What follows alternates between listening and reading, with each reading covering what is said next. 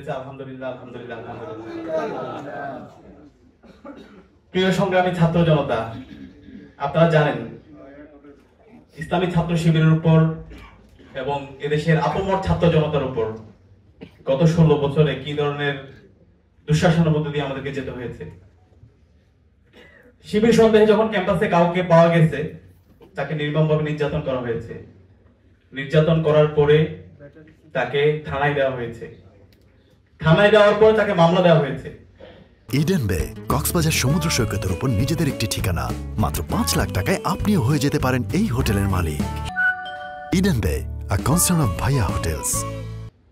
এবং এই মামলা দেওয়ার পরে এদেশের যারা সুশীল সমাজের প্রতিনিধি ছিল, আমাদের বিশ্ববিদ্যালয়ের শিক্ষকরা ছিল, তারা এটার বৈধতা দিয়েছিল। শিবির মানে তাকে মারা বৈধ, শিবির মানে তার বিরুদ্ধে মামলা দেওয়া বৈধ, শিবিরের কোনো মানবাধিকার থাকতে নেই। আবরার ফাহাদ যখন শহীদ হয়েছে, আবরার ফাহাদের শাহাদাত পরবর্তী কিছু মানুষ এবং এদেশের মিডিয়া তারা কথা বলতে শুরু করেছে, না শিবির সন্দেহে কাউকে মারা যাবে না, শিবির সন্দেহে মারলে এটা একটু খারাপ কাজ, কিন্তু কেউ যদি শিবির হয় তাকে মারা যাবে।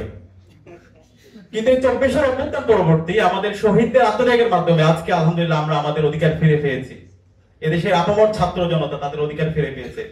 আজকে শিবির পরিচয়ে আজকে আমরা আপনাদের সামনে কথা বলতে পারছি। আমরা যে মানুষ, আজকে আমরা মানুষ হিসেবে আপনাদের সামনে আপনারা দাঁড়াতে পেরেছি আলহামদুলিল্লাহ। সেই কারণে আজকে প্রোগ্রাম শুরুতে গভীর শ্রদ্ধার সাথে স্মরণ করছি 24-এর ছাত্র জনতার অভ্যুত্থানের সকল শহীদদের। আল্লাহ পাক সুবহানাহু ওয়া তাআলা সকল শহীদদের জান্নাতুল ফেরদৌসের মেহমান হিসেবে কবুল করুন আল্লাহ। প্রিয় সংগ্রামী ছাত্র জনতা, এতক্ষণ ধরে দীর্ঘ আলোচনা হয়েছে। আমি আমাদের সম্মানিত অতিথিবৃন্দকে ধন্যবাদ জানাচ্ছি, ব্যস্ততার মাঝে আমাদেরকে সময় দিয়েছেন। আমাদের আরো কিছু অতিথি থাকার কথা ছিল। ইশাক হোসেন ভাই, ওনার সাথে গতকালকে কথা হয়েছে, আজকে কথা হয়েছে।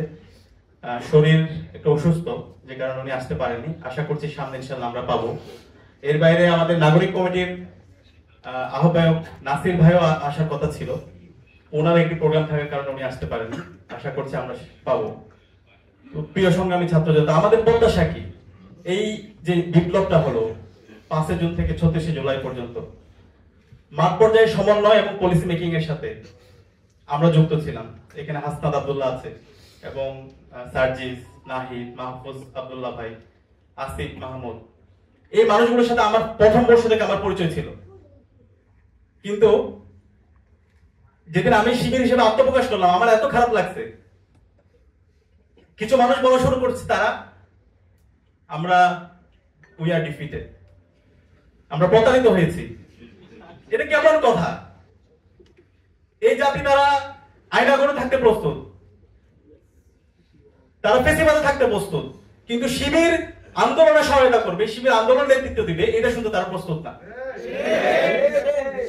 এটা আমাদেরকে অনেক বেশি কষ্ট দেয়, অনেক বেশি ব্যথিত করে। এবং আমাদের শহীদরা যদি বেঁচে থাকতো তারা অনেক বেশি কষ্ট পেত, তাদেরকে অনেক বেশি ব্যথিত করতো।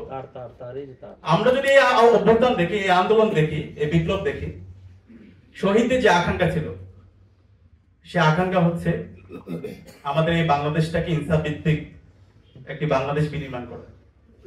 আমাদের এই বাংলাদেশে যে ফেসিজম ছিল, সেই ফেসিজম যেন ভবিষ্যতে কেউ প্রতিষ্ঠা করতে না পারে, তার বিরুদ্ধে লড়াই করা।